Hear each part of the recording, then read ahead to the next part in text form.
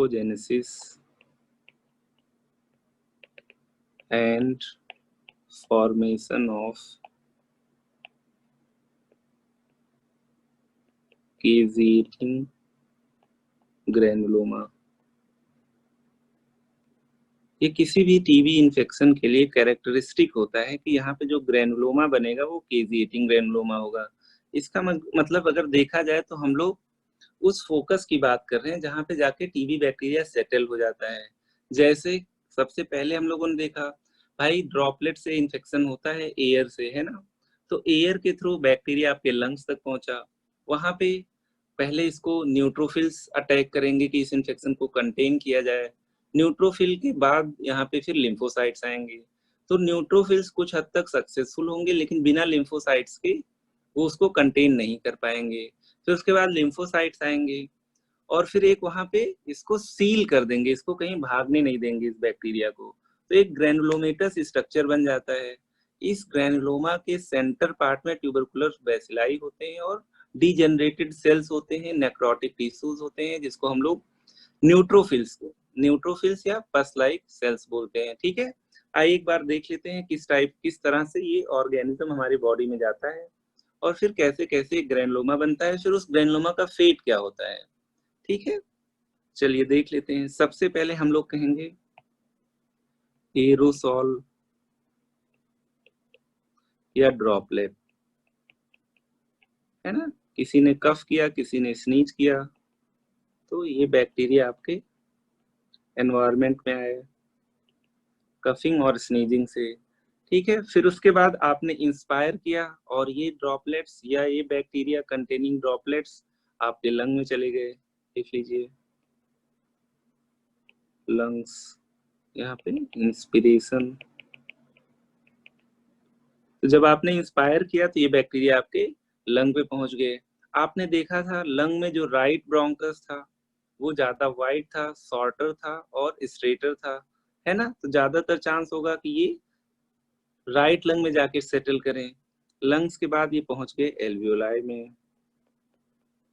Alveoli, अब आप देखिए एल्वियोलाई में जहां पे भी बैक्टीरिया पहुंचा है वहां पे इसको सबसे पहले न्यूट्रोफिल्स अटैक करेंगे। जब भी कहीं इन्फेक्शन या इन्फ्लेमेशन होता है वहां कुछ न कुछ टिश्यू नेक्रोसिस या उस इन्फ्लेमेशन की वजह से टिश्यू डैमेज भी होता है। तो एल्वियोलाई के पास बैक्टीरिया पहुंचा, इसको सबसे पहले किसने अटैक किया? न्यूट्रोफिल्स। तो जब न्यूट्रोफिल्स आए तो बैक्टीरिया मतलब टीबी बैक्टीरिया प्लस न्यूट्रोफिल्स ये मिलके कुछ न कुछ इन्फ्लेमेशन कराएंगे, इन्फ्लेमेशन, और फिर इसी की वजह से टिश्यू डैमेज होगा, टिश्यू डैमेज होगा। ठीक है, और यहाँ पे देयरफॉर सम एक्सुडेट्स, थोड़ा बहुत एक्सुडेट्स आएंगे। जब भी कहीं पे इन्फेक्शन इन्फ्लेमेशन होता है तो कैपिलरी परमिएबिलिटी बढ़ जाती है जिसकी वजह से कैपिलरी से और ज्यादा एंटीबॉडीज और ज्यादा प्रोटीन्स और ज्यादा फ्लूइड ऊज आउट होता है। तो tissue damage plus few exudates, तो इससे काम नहीं चलेगा। इतने से बैक्टीरिया को बिल्कुल जो आपके न्यूट्रोफिल से वो फैगोसिटाइज करके किल नहीं कर पाएंगे। ठीक है, अब यहाँ पे सेकेंड रेस्पॉन्स ये होता है कि न्यूट्रोफिल के बाद वहां पे लिम्फोसाइट्स पहुंचे। लिख लीजिए, इसको हम लोग कह सकते हैं central necrotic tissue with bacteria in centre. अब देखिए, अब यहाँ पे रोल आ जाएगा आपके लिम्फोसाइट्स का, यहाँ पे लिम्फोसाइट्स का रोल आया।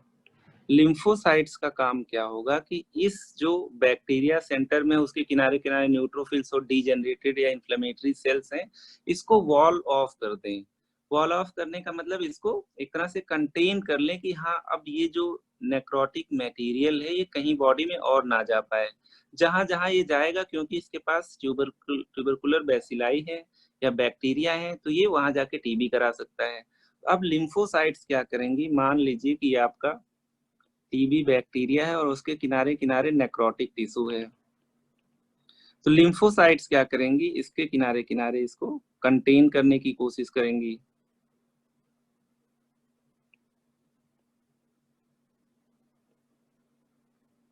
ठीक है, तो ये आपकी लिम्फोसाइट्स हो गई। लेकिन इसको प्रॉपरली सील करने के लिए लिम्फोसाइट्स को अपने अंदर कुछ ट्रांसफॉर्मेशन लाना पड़ता है, ताकि ये बिल्कुल कहीं से एस्केप ना कर पाए। तो देख लेते हैं कि ये अब इस तरीके से लिम्फोसाइट्स जब मॉडिफाई होंगी, ये मॉडिफाई होंगी, आगे चल के मॉडिफाई होंगी तो कुछ इस टाइप से स्ट्रक्चर बन जाएगा। बीच में टीबी बैक्टीरिया होगा, किनारे किनारे इसके नेक्रोटिक टिश्यू होगा, मतलब डिजेनरेटेड या पस लाइक सेल्स होंगी।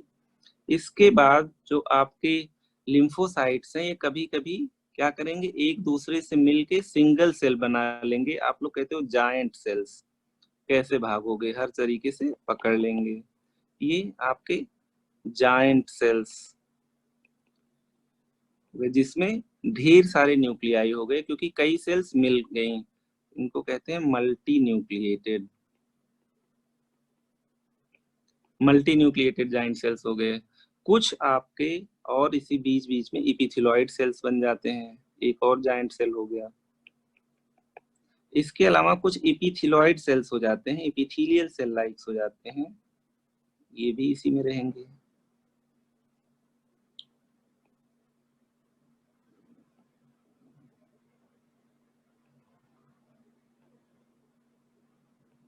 कुछ इपिथेलॉइड सेल्स के फॉर्म में ट्रांसफॉर्म हो जाएंगे, इपिथेलॉइड सेल्स। अभी भी शायद ये लोग बैक्टीरिया को कंटेन ना कर पाए, वो कहीं ना कहीं से एस्केप कर जाए। तो लास्ट में एक कुछ और फाइब्रोब्लास्ट सेल्स यहाँ पे ट्रांसफॉर्म हो जाएगा कि कहीं से बैक्टीरिया बाहर भाग ना पाए। ये आपके फाइब्रोब्लास्ट हो गए, फाइब्रोब्लास्ट। ये आपके जो इपिथेल और कुछ नेचुरल आपके क्या रहेंगे, लिम्फोसाइट्स ही रहेंगे। बाकी कुछ लिम्फोसाइट्स जो एज सच हैं वो पड़े रहेंगे। ये आपके लिम्फोसाइट्स हो गए जो ट्रांसफॉर्म नहीं हुए। तो यहाँ पे आप देख पा रहे होगे बीच में एक नेक्रो ट्यूबरकुलर बैक्टीरिया है, उसके अलावा नेक्रोटिक टिश्यू है, उसके किनारे किनारे लिम्फोसाइट्स हैं। इस चीज को आप कहते हो केजिएशन। अंदर पेस्ट लाइक स्ट्रक्चर बन जाता है, इसको आप कहते हो केजिएशन। और उसके अलावा प्लस ट्रांसफॉर्म्ड लिम्फोसाइट्स। तो अब इतना हो गया, तो ये बैक्टीरिया यहाँ से एस्केप नहीं कर सकता। इसी चीज को हम लोग कह देते हैं ग्रैनुलोमा लाइक स्ट्रक्चर, क्योंकि बीच में पेस्ट लाइक मटेरियल है, सेमी सॉलिड या सेमी लिक्विड मटेरियल है, हम लोग इसको कह देते हैं केजिएशन हो गया है। तो केजिएशन प्लस ट्रांसफॉर्म लिम्फोसाइट्स को मिला के हम लोग कह देते हैं केजिएटिंग ग्रैनुलोमा। ये कैरेक्टरिस्टिक होता है किसी भी टीबी इन्फेक्शन के लिए। जैसे मान लीजिए अगर किसी को लिम्फेडिनोपैथी है, आपने उसको बायोप्सी या एफएनएसी के लिए भेजा, तो जो आपके पैथोलॉजिस्ट होंगे वो यही देखेंगे कि वहां पे किस टाइप का ग्रेनुलोमा है। नॉन केजिएटिंग होगा तो कुछ और सोचेंगे, केजिएटिंग है तो हम टीबी की तरफ फोकस करेंगे। लिख लीजिए, this is characteristic of tubercular infection, characteristic granuloma of tubercular infection, TB infection. तो देखा जाए तो यहाँ पे जो आपके लिम्फोसाइट्स थे और जो आपके न्यूट्रोफिल्स थे, इन्होंने बैक्टीरिया को रोकने की कोशिश की। जब न्यूट्रोफिल्स आए तो कुछ नेक्रोटिक टिश्यू का फॉर्मेशन हुआ बैक्टीरिया के अराउंड, और जब लिम्फोसाइट्स आए तो इस इन्फेक्शन को हमने सील कर दिया। लेकिन माइंड कीजिए कि अभी ट्यूबरकुलोसिस का बैक्टीरिया जो सेंटर में है वो अलाइव है, ठीक है, केवल उसको हम लोग भागने नहीं दे रहे हैं, है ना। तो केजिएटिंग ग्रेनुलोमा का अगर एक और डायग्राम बनाया जाए तो उसको सिंपली इस तरीके से देख लीजिए।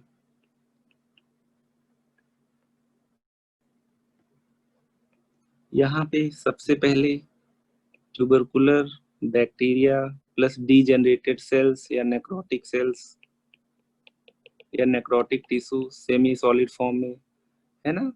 ये TB bacteria with necrotic sales,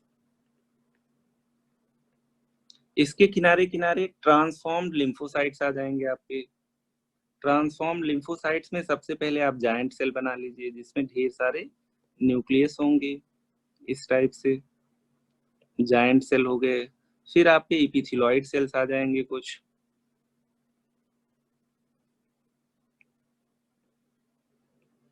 ये आपके जायंट सेल हो गए। फिर इपिथेलॉइड सेल्स हो गए।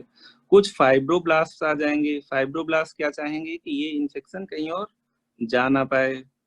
फिर यहाँ पे कुछ फाइब्रोब्लास्ट आ जाएंगे, ये फाइब्रोसिस करा देंगे यहाँ पे, तो एरिया और ज्यादा सील हो जाएगा।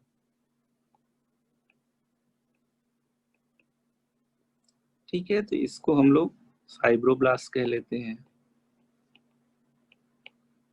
इस स्ट्रक्चर को हम लोग कह देते हैं मल्टी न्यूक्लिएटेड जाइंट सेल्स।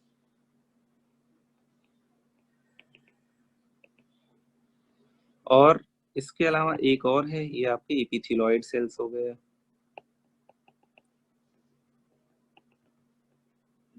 ये सब मॉडिफाइड लिम्फोसाइट्स हैं, मॉडिफाइड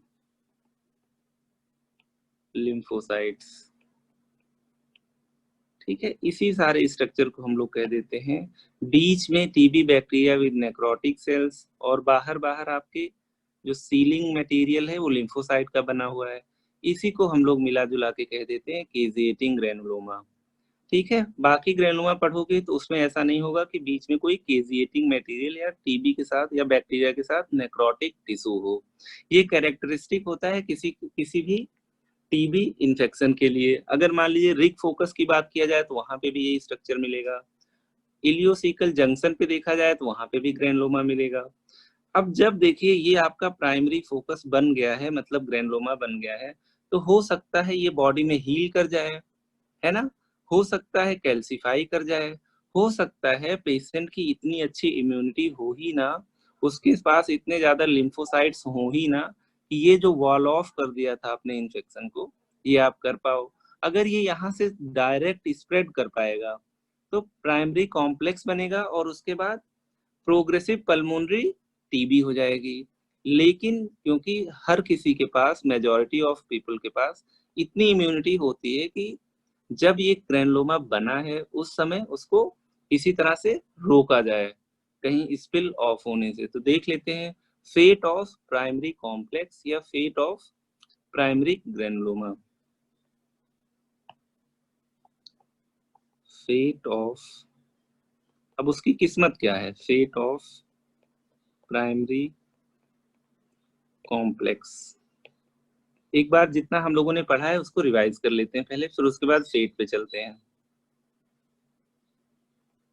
हम लोगों ने सिंपल चीज ये पढ़ी कि ड्रॉपलेट या एरोसॉल में अगर किसी किसी ने कफ किया है तो ये एनवायरनमेंट में होंगे। हम लोगों ने इनहेल किया या इंस्पायर किया तो ये लंग तक पहुंचे, आपके बैक्टीरिया एल्विलाई तक पहुंचे।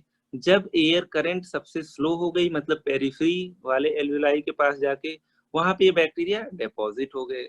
बैक्टीरिया जहां पे भी होगा ये फॉरेन प्रोटीन है, फॉरेन बॉडी है, तो इसके अगेंस्ट बॉडी अपनी इम्यून सेल से रिएक्ट करेगी। पहले इन्होंने न्यूट्रोफिल्स भेजा, फिर न्यूट्रोफिल्स ने कुछ केमिकल मीडिएटर्स भेजे जिससे फिर आपके लिम्फोसाइट्स अट्रैक्ट हुए। तो जहां पे भी इन्फ्लेमेशन या इन्फेक्शन होता है वहां पे टिश्यू टिश्यू डैमेज होता है और कुछ न कुछ कैपिलरी परमेबिलिटी बढ़ने की वजह से कुछ न कुछ एक्सुडेट्स आते हैं। तो इस तरीके से हमने देखा था जब तक न्यूट्रोफिल थे तब तक उन्होंने जितना रोकना था उतना रोका। ठीक है, फिर उसके बाद उन्होंने लिम्फोसाइट्स को बुलाया। लिम्फोसाइट्स आए तो उन्होंने इस बैक्टीरिया को किसी तरह से कंटेन करने की कोशिश की कि अब यहाँ से कहीं और ये ना जा पाए। ठीक है, तो यहाँ पे जो लिम्फोसाइट्स थे उन्होंने अपने आप को ट्रांसफॉर्म कर लिया और इस एरिया को सील कर दिया। जो लिम्फोसाइट्स थे वो चेंज हुए इपिथेलॉइड सेल्स में, फाइब्रोब्लास्ट सेल्स में और मल्टी न्यूक्लिएटेड जायंट सेल्स में। कुछ लिम्फोसाइट्स एज सच ऐसे ही हैं, जरूरत पड़ने पे ये भी ट्रांसफॉर्म हो जाएंगे। ठीक है, और इसी इसी स्ट्रक्चर को केजिएटिंग या necrotic tissue plus transform lymphocyte को मिला के आप कहते हो ग्रेनुलोमा है। क्योंकि बीच में नेक्रोटिक टिश्यू विद बैक्टीरिया है तो हम लोग कह देते हैं केजिएटिंग ग्रेनुलोमा है। ये कैरेक्टरिस्टिक होता है ट्यूबरकुलर इन्फेक्शन के लिए। अब यहाँ पे हम लोगों ने ग्रैनुलोमा अलग से बनाया है कि बीच में टीबी बेसिलाई और कुछ डेड सेल्स होंगी, किनारे-किनारे लिम्फोसाइट्स होंगी, जो कि कुछ एक्चुअल फॉर्म में होंगी, कुछ ट्रांसफॉर्म्ड होंगी। पर्पज़ सिंपल सा इतना है कि इस बैक्टीरिया को यहाँ से एस्केप ना करने दें। अब इसी को हम लोग कहते हैं कि जो प्राइमरी कॉम्प्लेक्स ग्रैनुलोमा के साथ बना हुआ है, ये आगे बॉडी में जाके क्या-क्या हरकत कर सकता है। तो यहाँ पे अगर देखने वाली बात हो, अगर किसी की इम्यूनिटी बहुत अच्छी है, तो जैसे हमें बाकी इन्फेक्शंस होते हैं, वैसे हम इसको भी इस लीज़न को भी हील कर देंगे, खत्म हो जाएगा। कभी-कभी क्या होता है कि ये इसी फॉर्म में डोरमेंट पड़ा रहता है, आगे चल के जब इम्यूनिटी कम हो जाती है, तो ये रीएक्टिवेट हो जाता है। ठीक है? रीएक्टिवेट हो जाएगा तो डिसीज़ कराएगा। कभी-कभी क्या होता है कि क्योंकि यहाँ से जो ड्रेनिंग लिम्फैटिक्स हैं और हाइलर लिम्फ नोड हैं, वहाँ पे जाके कुछ लीक हो जाते हैं, तो उसकी वजह से ये ट्यूबरकुलर बैक्टीरिया ब्लड में चले जाते हैं और पूरी बॉडी में इन्फेक्शन करा सकते हैं। कुल मिला के ये डायरेक्ट स्प्रेड भी कर सकता है, थोड़ा बहुत लिम्फैटिक स्प्रेड भी कर सकता है और हाइलर लिम्फ नोड के थ्रू ये आपका ब्लड में जाके डिसेमिनेटेड टीबी मतलब और भी ऑर्गन्स में ट्यूबरकुलोसिस करा सकता है। जैसे हम लोगों ने कल देखा था कि ये ब्रेन टीबी करा सकता है, ये बोन टीबी करा सकता है, ये एब्डोमिनल टीबी करा सकता है, ये किडनी या स्किन को भी आपको अफ़ेक्ट कर सकता है ना? जो यहाँ पे मल्टी न्यूक्लिएटेड जायंट सेल्स थे, इनका नाम होता है लैंगरहैंस जायंट सेल। लिख लीजिए, कभी-कभी कॉम्पिटिशन में पूछा जाता है, also known as Langhans giant cell. इससे ज़्यादा जो पैथोफिज़ियोलॉजी होगी वो आप शायद पैथो में पढ़ो अगर ज़रूरत हो। यहाँ पे एज़ अ मेडिसिन के लेक्चर में इतना मोर देन इनफ है। अब हम लोगों को देखना है फेट ऑफ प्राइमरी कॉम्प्लेक्स या फेट ऑफ घोन्स कॉम्प्लेक्स या जो ग्रैनुलोमा बना हुआ है उसका फेट क्या है? तो देखा जाए तो जो भी आपका केज़िएटिंग ग्रैनुलोमा बना हुआ है,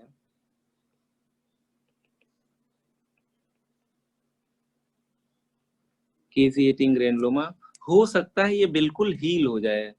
बिल्कुल हील हो जाएगा, तो जो ग्रैनुलोमा बना था वो बिल्कुल खत्म हो जाएगा, ऐसा लगेगा कि प्राइमरी इन्फेक्शन है ही नहीं। ठीक है? आइए एक पहले ग्रैनुलोमा बना लेते हैं यहाँ पे छोटा-सा।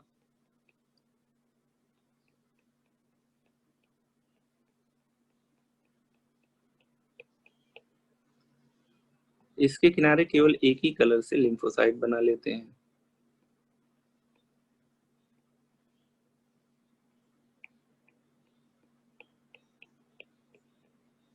ये आपका ग्रैनुलोमा बन गया। ऐसा भी हो सकता है ये ग्रैनुलोमा बिल्कुल हील कर जाए, सारे टिश्यू यहाँ पे जो कुछ भी है इंक्लूडिंग बैक्टीरिया किल हो जाए और एब्ज़ॉर्ब कर लिए जाएँ।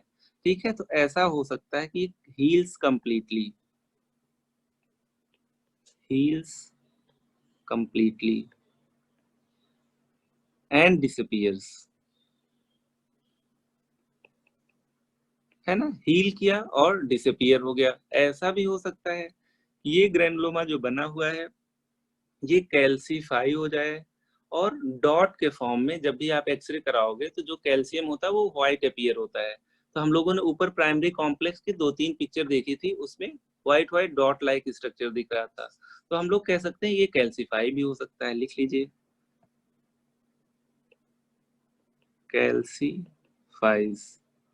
तो जब इसको एक्स-रे कराओगे तो व्हाइट डॉट के फॉर्म में ये अपीयर होगा। तो जो हम लोगों ने प्राइमरी कॉम्प्लेक्स की पिक्स देखी थी उसमें एक्चुअली कैल्सिफाइड था। अगर ये इस फॉर्म में चेंज हो गया तो ज़्यादातर ये आपका एक तरह से देखा जाए तो अब ये इनएक्टिवेट हो चुका है, इनएक्टिवेट हो चुका है। कुछ कंडीशंस में या देखा जाए तो कुछ ऐसा होता है कि इसी फॉर्म में डोरमेंट पड़ा रहेगा। आगे वाला बना लीजिए, स्टेज डोरमेंट, स्टेज डोरमेंट मतलब इसके अंदर जो बैक्टीरिया है वो वैसा का वैसा पड़ा रहेगा, ना डिवाइड करेगा, ना डीजेनरेट करेंगे, ना वो डीजेनरेट होगा, ना उसको किल कर पाओगे आप क्योंकि वहाँ तक पहुँच ही नहीं पा रहे हो। लिम्फोसाइट्स हैं, अंदर के जो न्यूट्रोफिल्स थे, वो अब खत्म हो चुके हैं, ठीक है? वहाँ पे एक नेक्रोटिक मटेरियल है। तो लिख लेते हैं हम bacteria stops dividing and remains alive in inactive form. Bacteria remains dormant and stops multiplying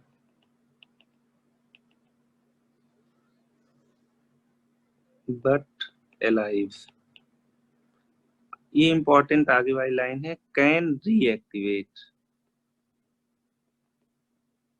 and cause disease whenever immunity decreases, whenever immunity decreases।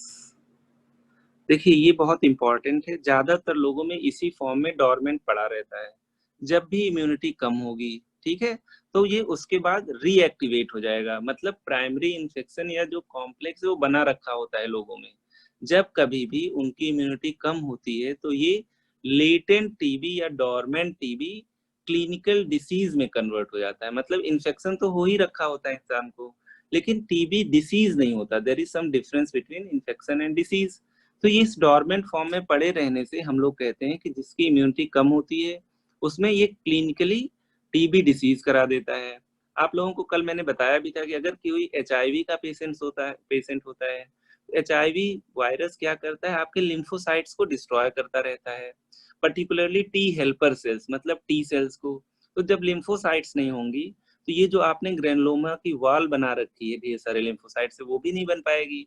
तो इसका मतलब ये अगर डोरमेंट फॉर्म में पड़ा होगा तो वहां से लीक कर जाएगा, ब्लड में भी जा सकता है और लंग में भी डायरेक्ट स्प्रेड कर सकता है। तो जब भी किसी की इम्यूनिटी कम होगी, चाहे उसको कोई वायरल इन्फेक्शन हो गया, चाहे वो स्टीरॉइड्स पे होगा, चाहे उसको कोई ऐसी डिसीज हो गई होगी जैसे एचआईवी, तो ये चीज फिर उसके बाद डोरमेंट से एक्टिव स्टेज में आ सकती है। आप लोगों को कल मैंने बताया भी था, अगर किसी को ट्यूबरकुलोसिस है तो ऐसे पेशेंट का एचआईवी टेस्ट करना बहुत ही जरूरी है। अक्सर देखा गया है टीबी और एचआईवी को एग्जिस्ट करती हैं।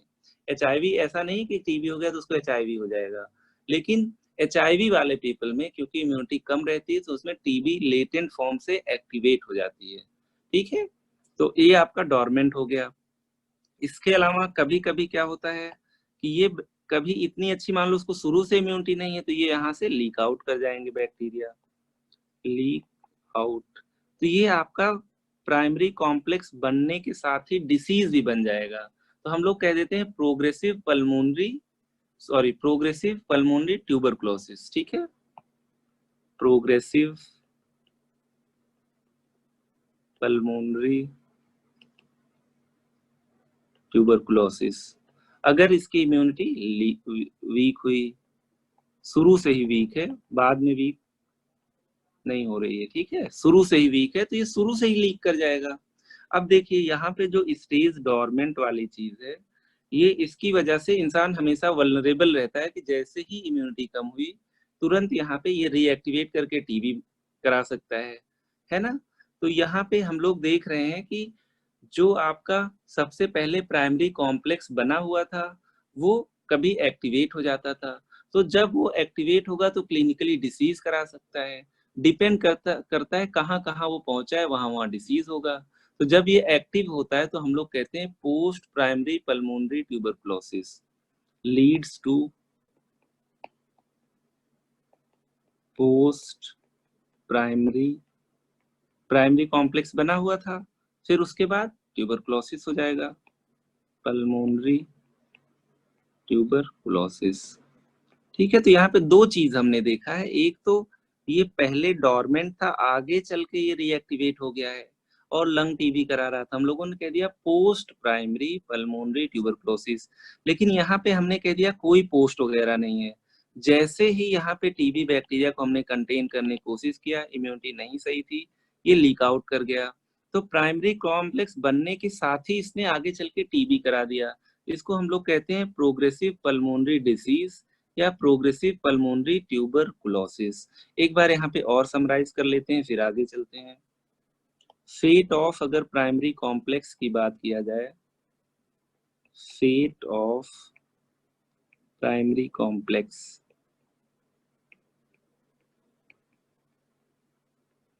फेट ऑफ प्राइमरी कॉम्प्लेक्स की बात किया जाए तो यहाँ पे सबसे पहले लिख लेते हैं, कुछ कंडीशंस में हील्स कंप्लीटली, पूरे ग्रेनुलोमा को आपने रीएब्जॉर्ब कर लिया। ठीक है, इतनी अच्छी इम्यूनिटी थी कि जो पूरा का पूरा ग्रेनुलोमा था आपकी बेटर इम्यूनिटी ने उसको खत्म कर दिया, हील्स कंप्लीटली। ठीक है, टीबी का इन्फेक्शन हुआ था, आपके अंदर इम्यूनिटी भी आ गई, आपको बीसीजी भी लगा हुआ है, आपके अंदर प्राइमरी कॉम्प्लेक्स भी नहीं है, आप बिल्कुल सेफ हो। सेकेंड था कि यहाँ पे आपका कैल्सिफाई हो गया। कैल्सिफाई हो गया मतलब इनएक्टिवेट हो गया, जहाँ पे कैल्शियम जमा हो गया वहाँ पे बैक्टीरिया के पास स्पेस ही नहीं बचा है कि वो सर्वाइव कर पाए, एक सॉलिड स्ट्रक्चर हो गया है यहाँ पे। कैल्सिफाइड, कैल्सिफिकेशन या कैल्सिफाइड। तो ये जब भी एक्सरे कराओगे, जैसे हम लोगों ने 2 एक्सरे देखे भी थे ऊपर, वहां पे एक कैल्सिफाइड आपको नोड्यूल जैसा दिख रहा था, एक बार देख भी लेते हैं। ये हम लोगों ने कुछ डायग्राम कल पढ़े थे। यहाँ पे आप देख पा रहे होगे कि जो प्राइमरी लीजन था वो बिल्कुल व्हाइट व्हाइट दिख रहा है, ऐसे लग रहा है कि कैल्सिफाई हो चुका है। ठीक है, और इसके अलावा आपका दूसरा वाला डायग्राम था, हम लोगों ने कहा था प्राइमरी कॉम्प्लेक्स पेरिफेरी पे बनता है, यहाँ पे एक पेरिफेरी पे हमें कैल्सिफाइड डॉट जैसा दिख रहा है, तो ये एक्चुअली कैल्सिफाइड प्राइमरी कॉम्प्लेक्स है। ठीक है, तो इनएक्टिवेट हो सकता है इन फॉर्म ऑफ कैल्सिफाइड।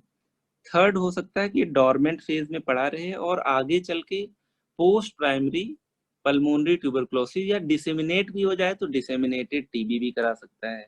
लिख लेते हैं यहाँ पे, स्टेज डॉर्मेंट, डॉर्मेंट मतलब इनएक्टिव बट अलाइव,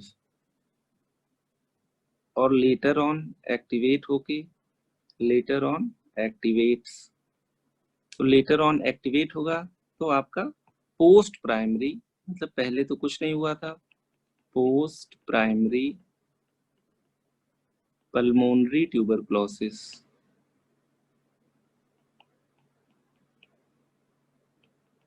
फिर उसके बाद देख लीजिए फोर्थ, कि ये कभी हील हुआ ही नहीं, आपके लिम्फोसाइट्स इसको कंटेन करना चाह रहे थे, लेकिन आपके पास इतनी अच्छी इम्यूनिटी नहीं थी कि आप उतने लिम्फोसाइट्स को रिक्रूट कर पाओ और इस इन्फेक्शन को आप सील ऑफ कर पाओ।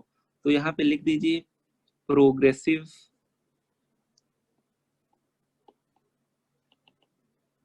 पल्मोनरी टीबी, या इसी को कहते हैं progressive pulmonary disease.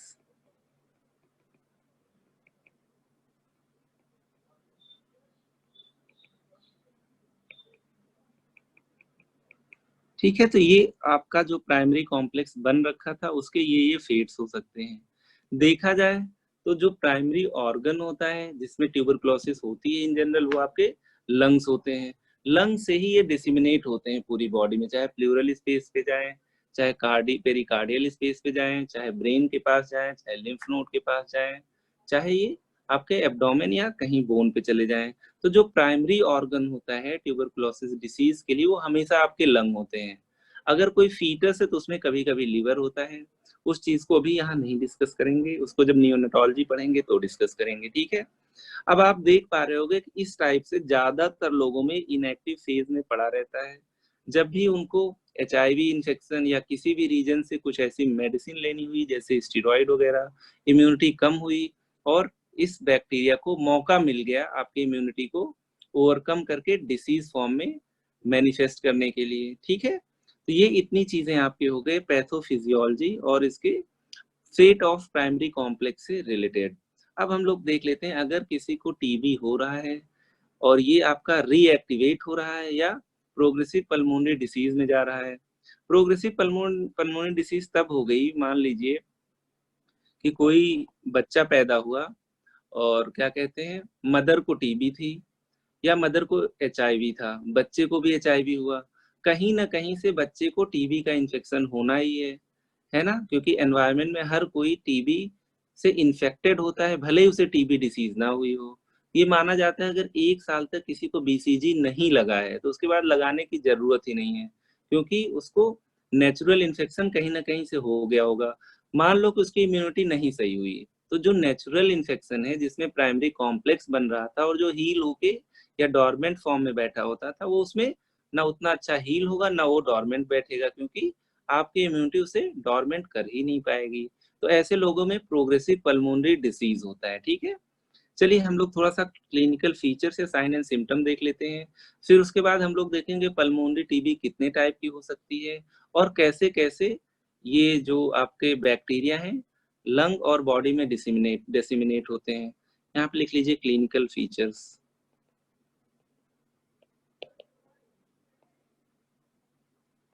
Clinical features की बात किया जाए तो क्योंकि ट्यूबरकुलोसिस लंग की भी हो सकती है, दूसरे ऑर्गन्स की भी हो सकती है, तो डिपेंडिंग ऑन कि क्या ऑर्गन आपका इन्वॉल्व हो रहा है उसके हिसाब से फीचर आएगा। लेकिन जो जनरल सिम्टम्स होंगे वो सबके सेम होंगे, जैसे फीवर होगा, लॉस ऑफ एपेटाइट होगा, नाइट स्वेट्स होंगे, फीमेल होगी तो एमिनोरिया होगा या टायर्ड बहुत ज्यादा फील करेगा। तो यहाँ पे हम लोग जनरल सिम्टम्स लिख लेते हैं।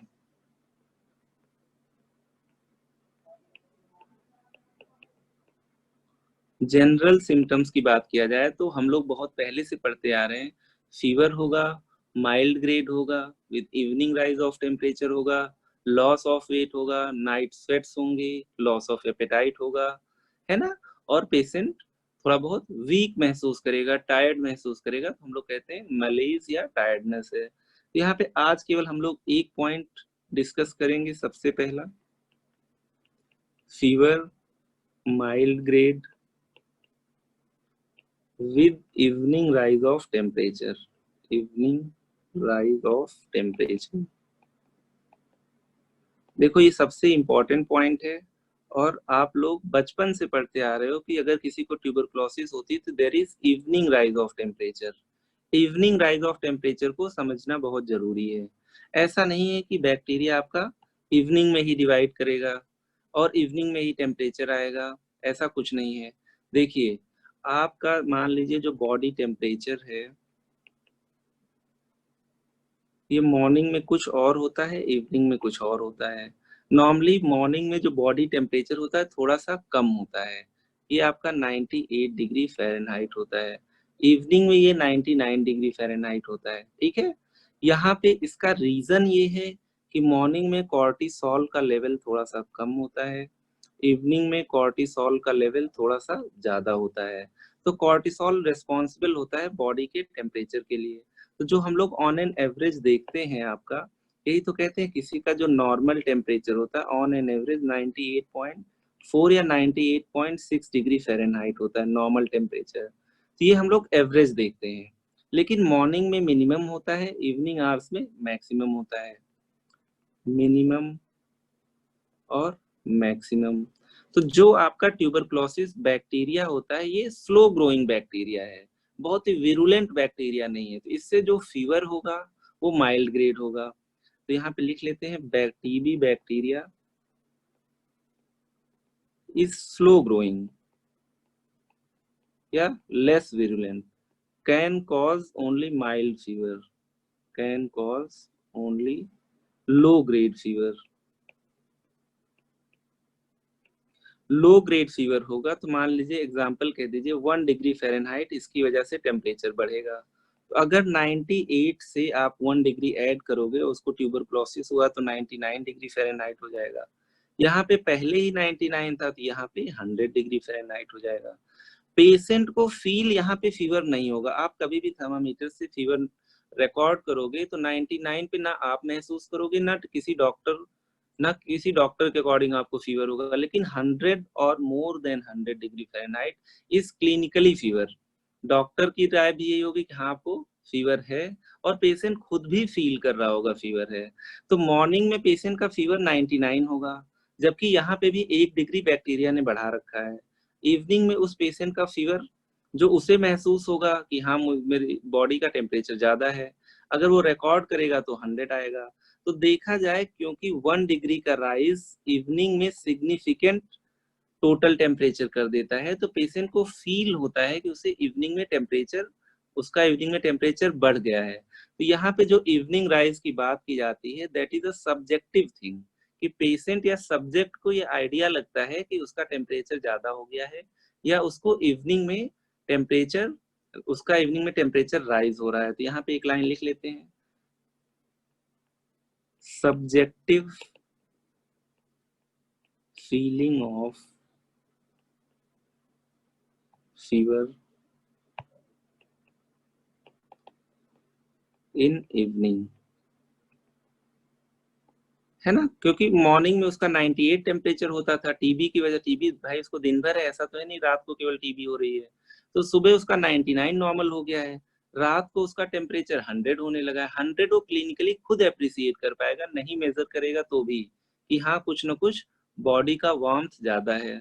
यहाँ पे लिख लीजिए, it is a subjective feeling of cortisol levels are higher in evening, therefore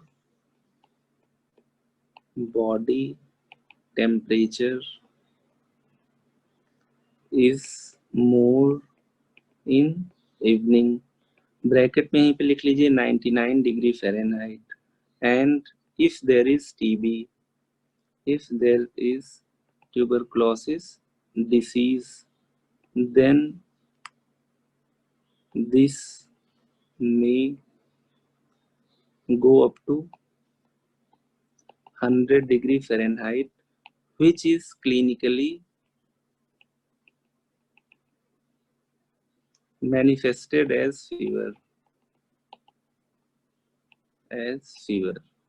ऐसा नहीं कि उसको केवल रात में फीवर आता है, लेकिन जो हम लोगों ने क्राइटेरिया सेट किया है, जितना पेशेंट महसूस कर सकता है वो 100 या अबव को महसूस कर सकता है। तो अगर किसी को ट्यूबरकुलोसिस हुआ है, इवनिंग राइज डेफिनेटली होता है।